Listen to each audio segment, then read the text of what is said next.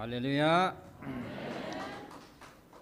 Amasan phat pha epiu papatin thangba na kahin pin. Jisu Krista minin nabon savin kangai lut nau chebe kahin pe ve.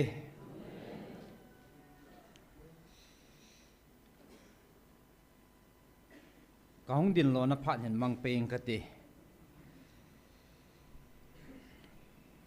Hat sunung patinin insol vantil thing Gabriel kahi.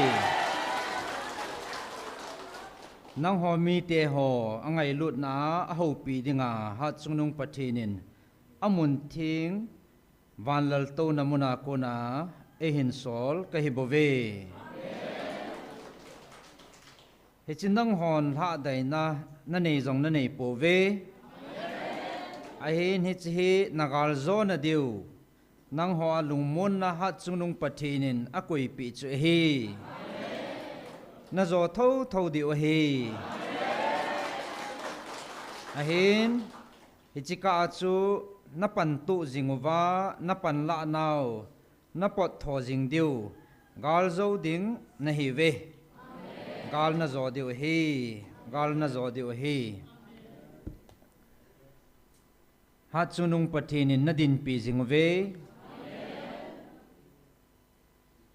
Ha dai na thei ho a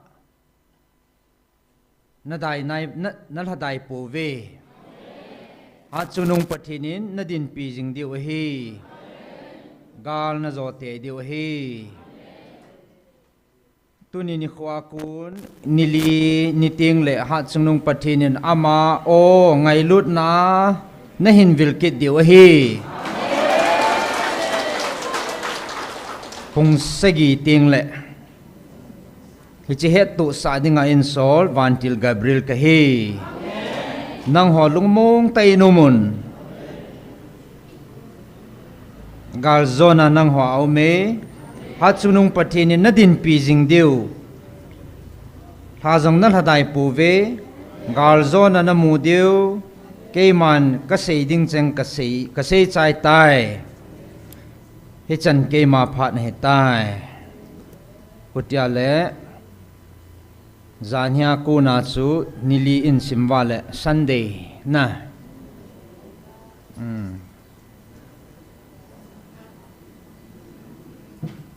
Thursday, Friday, Saturday, Sunday enamo pungsegi ting le zanya pa na Ganya pa na simding Thursday, Friday, Saturday, Sunday na chana Sunday nila pung sigi ting le patinin angay lu na o a ehong vil diu he ti chu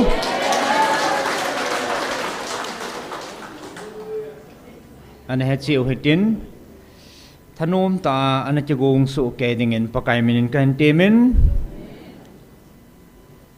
azat iseiwa tampi izat isei wangvin asei ho jong iti ko wangen la hong chom po in tun ki tim jong la hong chom pon tin ai pila zapachan koi hi jong le patin ho pi na phat mang ding le ngai ding ai chigu chi ding pakai minin na bon savin ka hin ti me ke pa chan chu tan te ke ki pai